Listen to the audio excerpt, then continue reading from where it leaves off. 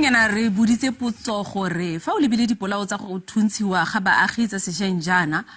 a o ikutlwa o babalesegile o le moagi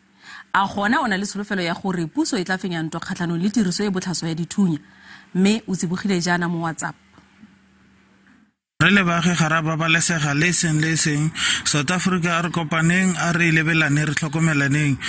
puso ga e dire go lekane bogolosegolo re tlhokomele bana ga ba sekolong ga ba boa sekolong bora dithunya ba ske ba ba tsenelela ba ba thuntsha kaka a re tlhokomelaneng mapodisa le bona o ka re ba ka re thusa mo tabeng ha ke dumele hore o na le moagi wa Afrika Borwa a ka reng yena o ikutlwa a bolokehile mothating wa hana jwale empa tshepo e ntse le yona hore mmuso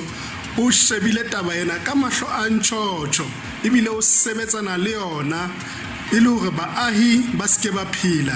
ba le matswalong. Ke bona ke sa bolokega mo nageng ya rona ya Afrika Borwa kgatlhanong le ditiragalo tse di maswe tsa dipolao tse tletseng mo nageng ya rona ya Afrika Borwa. Ke na le tumelo e tiileng thata ya gore fa seponesa se ka dirisana mmogo le sesole sa fuwa monyetlo wa gore se bereke le seponesa ba ka fenya maba onana o tletseng mo nageng ya rona ya Afrika Borwa ya dipolao tse di maswe tse se tlusang botlhoko. Mogaisi o re lebogetse tshwaelo ya gago.